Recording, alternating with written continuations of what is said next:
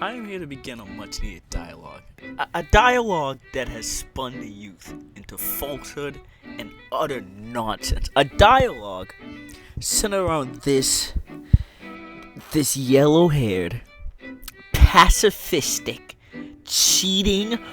No. Before you jutsu knuckle draggers get your panties in a knot, understand, I'm not saying this shit is ass. Because quite honestly, right? Part 1, arguably perfect.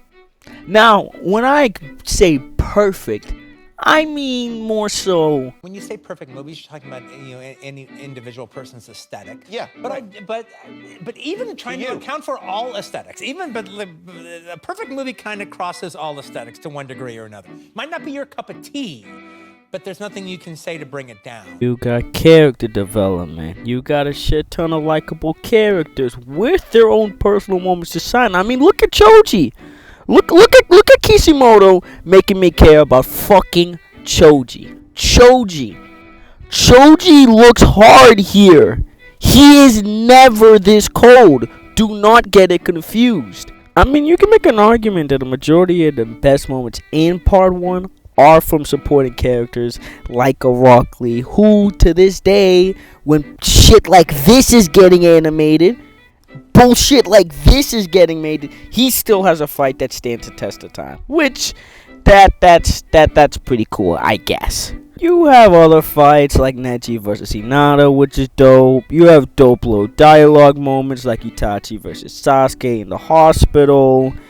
You got dope ass pull-ups like this. So, I mean, look, in actuality, you can't kill part 1 Naruto. And again, I'm not saying you can kill Naruto in general, but part 1 especially, you got it. You got it for me. You got it. See this? This right here? Right here, this is where niggas get the game fucked up. Because niggas act like there's not a whole nother part of Naruto that you don't remember. No, let's start off, right? Shippuden, right? The villains? Hard. This is not about them, alright? Quite honestly, right, if we're being completely real, this is why y'all rate Naruto Shippuden so much. Y'all love Pain, I get it, right? They dope. Dope ass characters, right? But outside of the people that are introduced, remember that character development that I was talking about? How, like, everybody around Naruto is kinda, like, relevant? Like, yeah, there's a little gap in everything, but you know, you give a fuck about these niggas. You remember? Gone. Bye-bye. That shit's out of here. Rock Lee? Right? You remember how Cody was a cheerleader? My G, cheerleader. Right? Kakashi? Dope-ass nigga, you know what I'm saying? Top dog type shit. Yeah, him? Outside of his fight with Obito? Spectator. Where's Naruto face-ass nigga, bro? And the Hokages?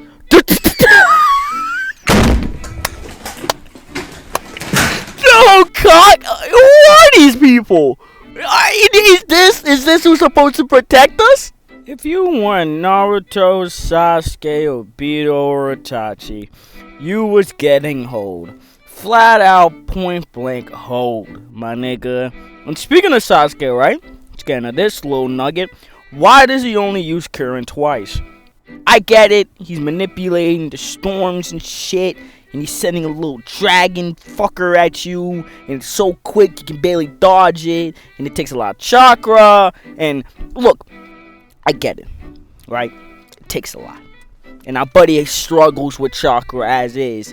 But at the end of the show, when everybody is maxing out and using their tippity top of it, I mean, the guy is breaking in the 8th gates and shit.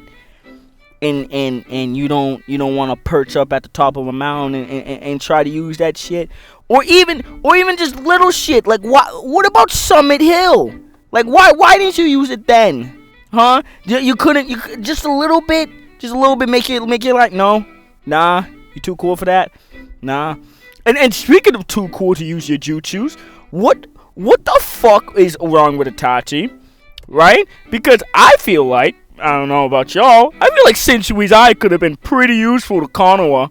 And can we talk about Guy for a second? Because nowhere in the show was this nigga this dope. And then at the very end, against Six Paths Madara, this dude just comes out out of nowhere and gives me Austin Reeves type performances. Like, where was this out of you?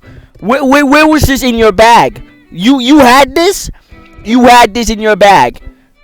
And this entire show, you didn't want to jump in, I don't know, a gate below, maybe below that. You now just want to show that you can hang with one of the strongest a nigga that would then go on to just fold 6 paths, Naruto, and Rinnegan Sasuke like he's nothing. Right? Snatching eyeballs out of midair like he's Gary Payne in his prime. That Madara, right, guy just whoopsie daisy almost kills.